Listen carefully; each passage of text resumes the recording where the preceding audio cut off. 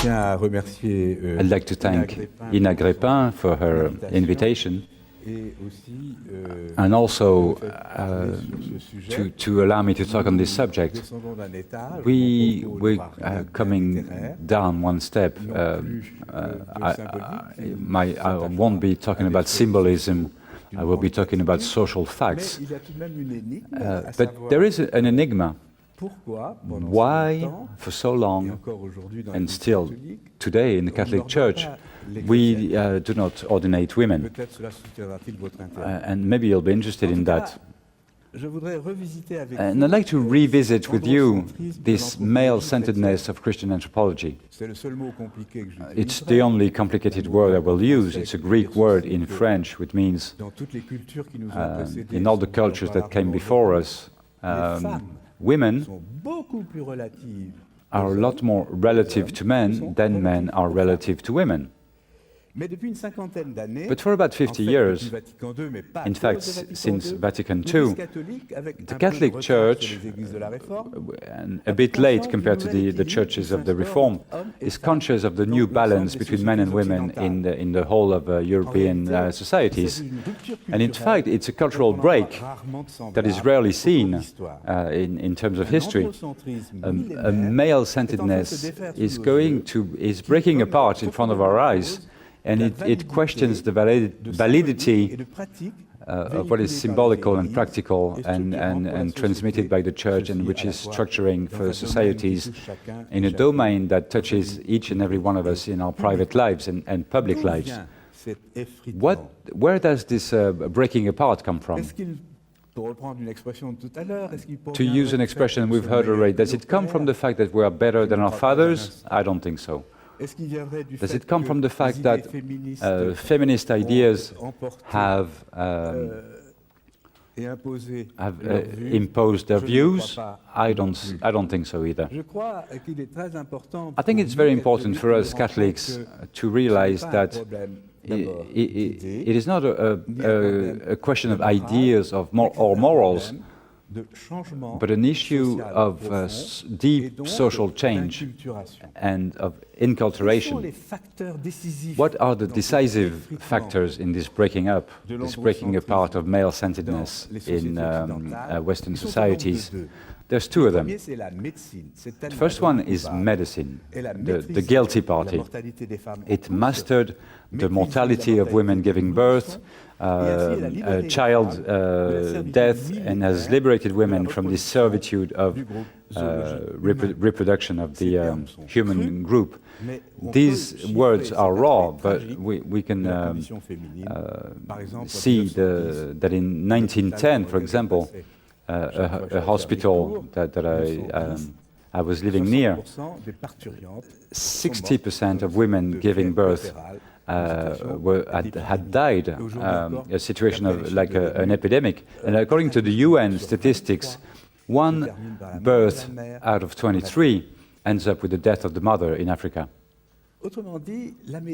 In other words, medicine liberated women. And I won't even mention the easy contraception now in the West. Medicine gives human beings in the West a longevity that was unheard of. A French woman, we're talking about statistics, so it's an average, is going to live for 50 years after giving birth to her last child.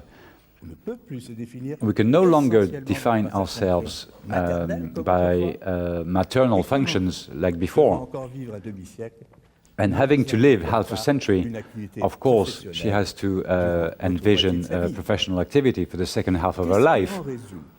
And what is the result of this? The result is that women enter their professional life. They always work more than men, but they enter paid work outside of the home. And this leads to the fact that professional life has an influence on masculine condition itself. meaning that each of the spouses has financial independence, a network of influences that, and a number of tasks that have to be shared in terms of education and logistics. So partnership in professional life comes into the life of the family. So this is fascinating because over 50 years, less than 50 years, our laws have recorded it. Gradually, at the moment, a woman can work without the authorization of her husband. Women vote, can open a bank account,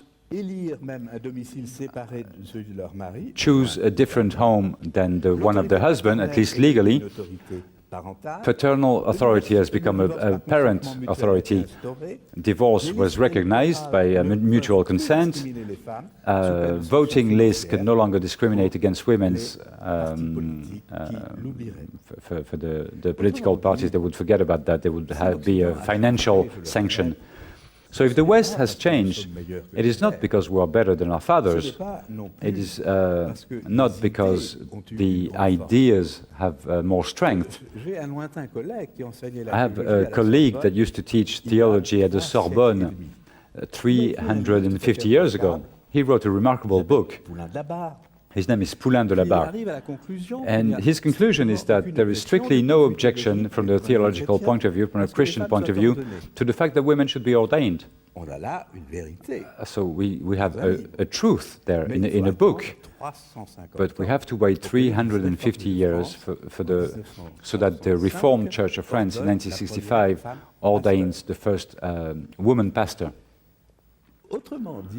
In other words, if those changes are so deep and linked to the social daily life, this means that we, Catholic Christians, must take this into consideration.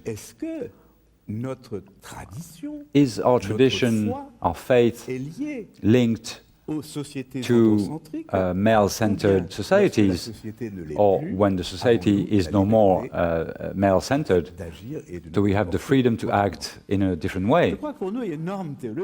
I think the theological norm for us is the gospel, Christ himself. So, but what do we see?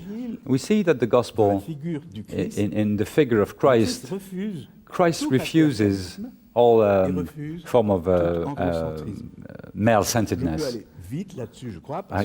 Maybe I can skip this. I can talk about this quickly because it's easily understood. To measure the distance that Jesus has with the male-centered society, we have to remember that the judicial status of a Jewish woman is that of a minor, perpetual minor, submissive to her father and husband in a family situation that admits polygamy and repudiation. So if she doesn't obey, get rid of her. Her economic status is very fragile, and we've talked about the prophets. They're very preoccupied with the status of widows as much as the status of foreigners. And in this male-centered society, there is a serious conflict with the family that he accuses of not making sense. And I quote, "Who is my mother? Who are my brothers? Whoever does the will of God. This one to me is a brother, sister, and mother." So to follow him, one has to leave everything, leave the house, family, mothers, father, etc. I'll just use one last quote, and it is the end of male-centeredness. The one who wants to follow me has to leave behind his father and let the dead bury the dead. So it's a refusal of male-centeredness, and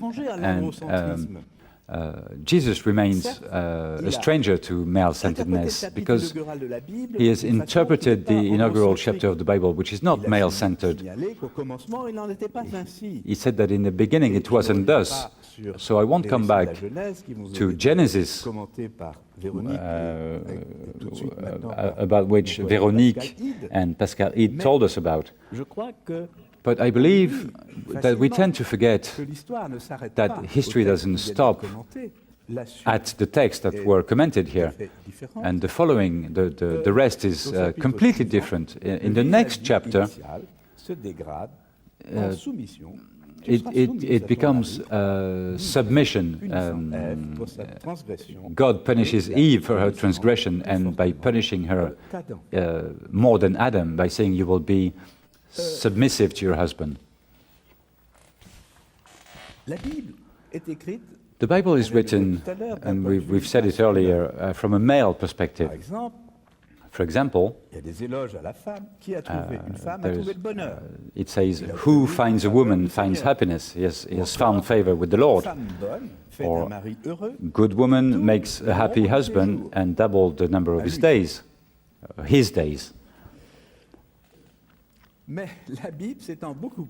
But the Bible talks more about the fact that she is not always good.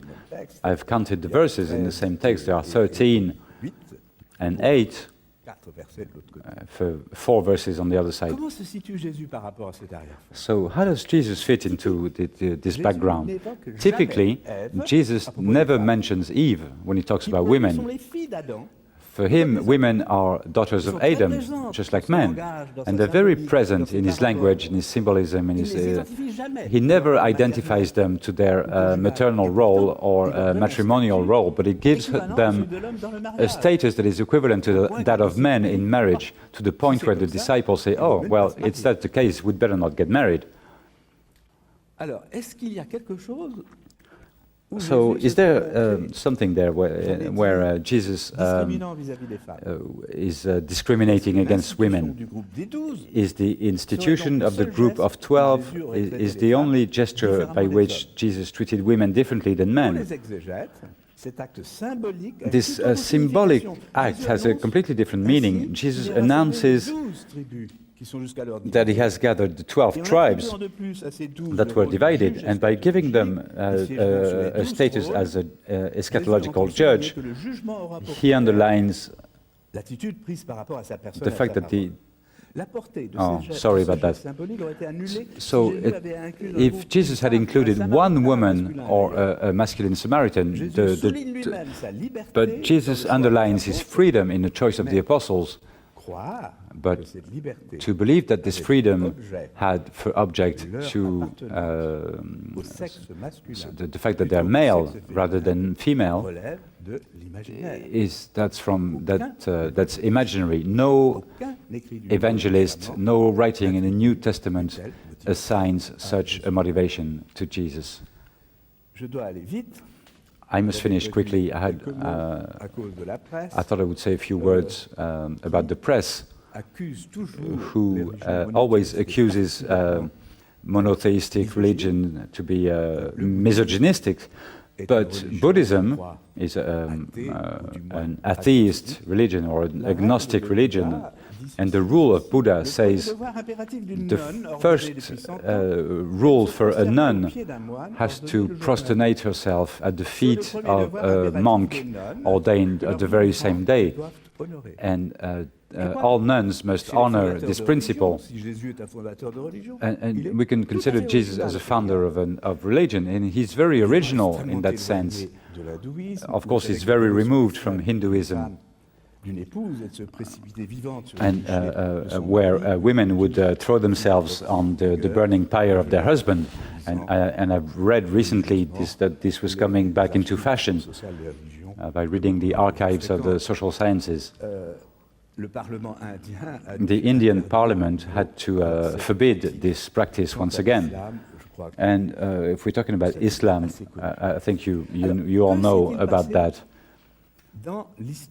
So what happens in the history of the Church? I think we must make the distinction when you're a theologian between tradition and history. History here is intelligible and comprehensible. The different statuses of men and women in the Church was determined not from Jesus, but from an attitude which is fundamentally apologetic and missionary. De quoi s'agit-il? What are we Il talking s'agit about de here? ceci, We're talking about this. dans le cadre Within the framework, this male-centeredness of society, des codes domestiques, the domestic codes of ancient society, when is a house, because primitive churches were houses, domestic churches, when are things in order? Things are in order when the children obey the parents, when slaves obey the master, and when the wife obeys the husband. And this was adopted by Christians without a problem. They were very ready for this because of their culture. So they made this choice without any reference to the disposition from the Lord Jesus. If it had existed, they would have referred to it. But what does the text say? I don't have time to go into detail, but if we use the story of the New Testament in different layers, we see that the further away we go from the origin, the more the status of women is degrading, to arrive to the point where Timothy 2, I don't allow women to teach nor to dominate men. Adam was formed first, Eve afterwards, and it isn't Adam who was seduced, but the woman who fell into transgression. But she will be saved by her maternity under the condition to persevere within the faith, love, sanctity, with modesty. So this adoption of domestic codes, what is its function?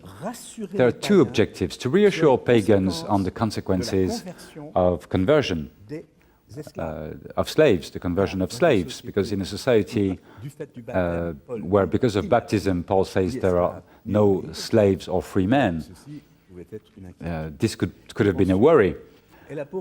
Also, the objective is to obtain the respectability of pagans, of surrounding pagans. That is to say, the main pattern is to avoid that pagans should make fun of us, to avoid heresio infidelium.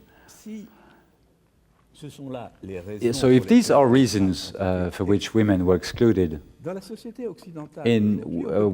the Western society of today, we can ask ourselves, is it for the same reason, shouldn't we include them?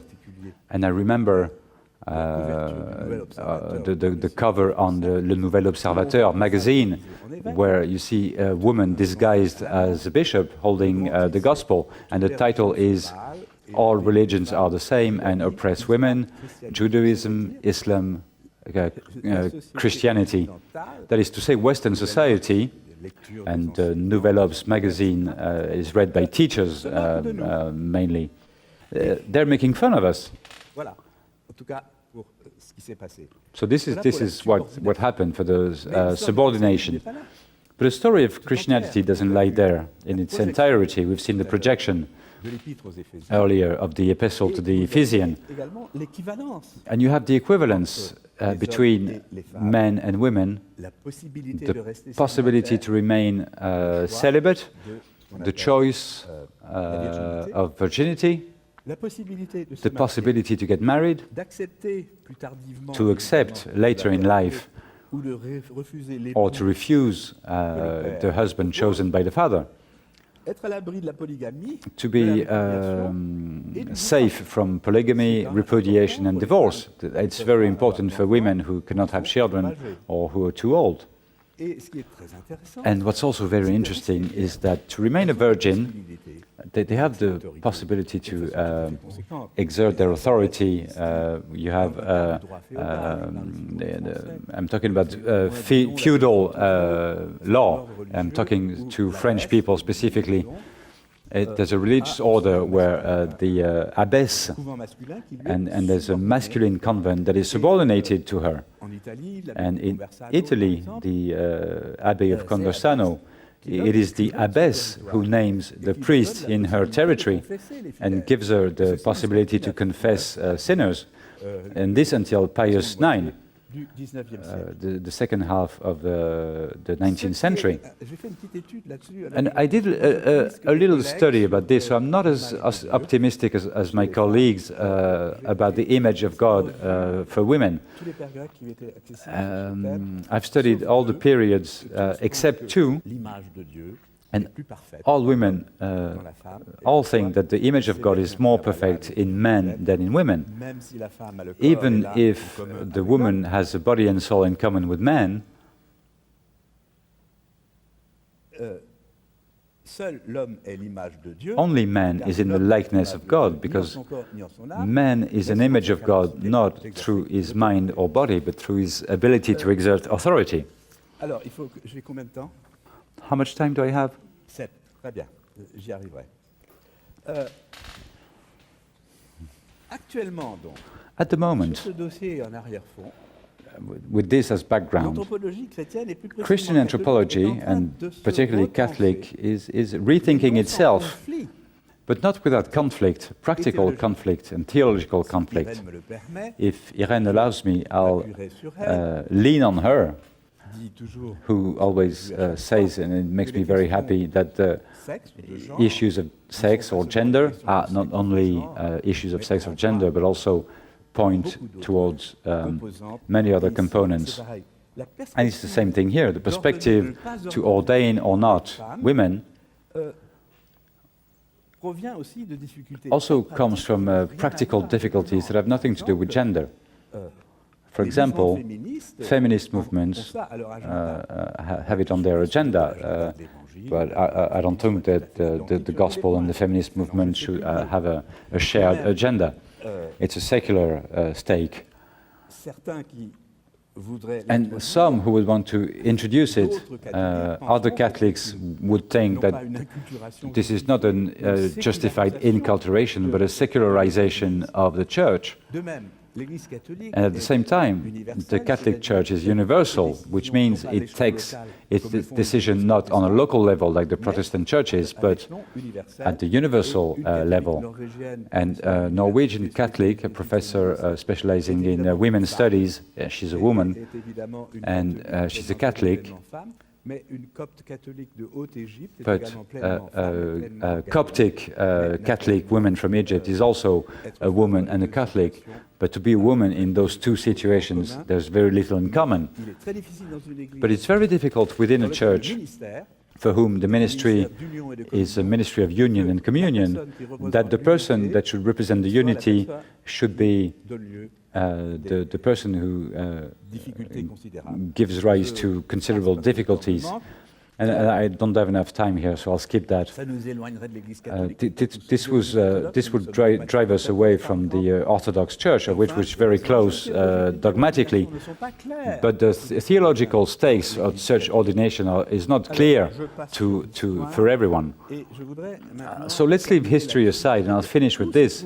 Where is the conflict, the anthropological conflict? It's on two registers. vous avez une I think that you have one school vous rappelez that we could call phénoménologique, phenomenological ontology, the one of the Magister, un certain nombre de théologiens qui sont pas and a number of good theologians like Balthazar. Et je me permets And I'm going to read you a few passages so that you see what it's about and how much the issue of gender is important and the way it's par integrated. exemple For example, Marie pour Jean-Paul II Mary, offre for John Paul l'archétype de la II, is the archetype of woman. La plénitude de la grâce accordée à la Vierge The de grace Nazareth granted to the Virgin of Nazareth la means plénitude de perfection the fullness of the perfection of what is characteristic of the woman, of what is feminine. archétype de la dignité personnelle de la femme, Archetype of La a réalité, personal idea of woman, femme the mère de reality, Dieu, détermine woman, aussi la mother of God, also perspective determines the perspective, the essential essentielle, perspective and the la reflection dignité et la vocation about the de la femme. dignity and the vocation of woman.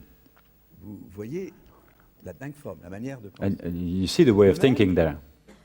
Pour les mêmes textes, la femme est For the same spécifique. text, the woman is specific. Depuis le commencement From the de la beginning mission du Christ, la of the femme mission of montre Christ, à son égard, elle égare woman tout son shows mystère, une towards this sensibilité mystery a particulière sensitivity that is qui correspond particular, à l'une des caractéristiques which de sa corresponds to one féminité. of the characteristics of its of her femininity. Archétype martial, So archetype, specificity of woman, specificity of woman that we find in her maternal side. Woman as mother has a specific priority compared to men. The promotion of women should take into consideration phenomenon that introduce a qualitative consideration linked to the fact that woman has a special relation to what as a link to the gift of life, and seen as a spouse, she is the fundamental obstacle to her ordination, because the priest represents Christ as husband of the church, whereas woman can only occupy the place of spouse, just like Mary and the church, which are receptive in relation to God and Christ. So this is a school of thinking. It's an ontologization of symbols that have no longer any roots, that are not seen with their historical and social roots. And this creates, for the other school, many difficulties. For example, the figure of Mary is always linked to that of Eve. How can Catholic women live if their destinies are between that of Mary and that of Eve? Because no real woman can be Mary, virgin and mother, and no real woman can be Eve.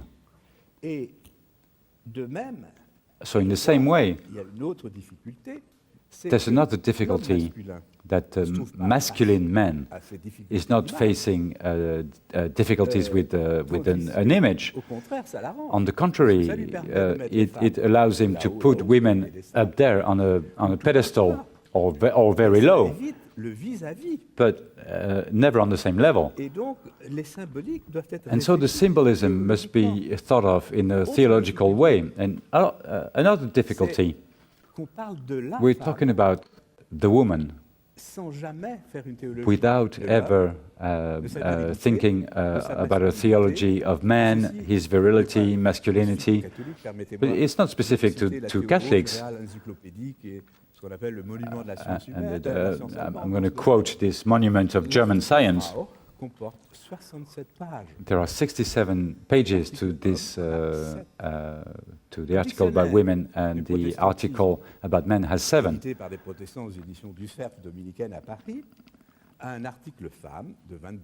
There are 22 pages on women and nothing about men in this Protestant book. So you see how these symbolisms are difficult to handle, because in an ensemble with only 2 elements, how can we make women appear as special? That would be to confess how... And I didn't get that, I'm sorry. And if we overestimate maternity, there is also a problem.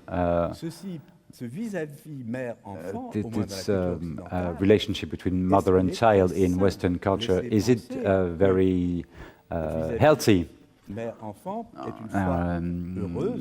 We can think of it as a happy form of family, but in different cultural contexts that I happen to know, like the Caribbean, where we have a lot of mothers who raise their children alone, without men, where men is completely absent. And so to stress this is very difficult. Also, the theme of marriage.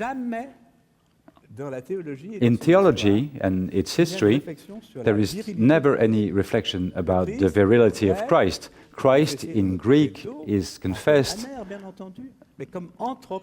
as anthropos. So the affairs about marriage become very difficult, and for the theologians among you, the status of the analogy in a metaphorical language, it doesn't apply to all relationships, otherwise it wouldn't be an analogy, it would be an exact representation of the truth. And I'll quote St. Thomas of Aquinas. So there is a conflict. Conflict in reality, in anthropology, and I'll conclude by saying simply that in our church, which influences more or less, I don't want to sound triumphant, which influences about more than 1 billion faithfuls, this debate is very important, and it will keep going, because Pope Francis declared twice that we have to study the feminine before we can reconsider the status of women within the church. I think it'll be difficult to follow this debate without talking about the issue of gender, which is a very fertile heuristic tool in a lot of disciplines, and I love multidisciplinarity. So this is why I came here, and I thank you for having me here.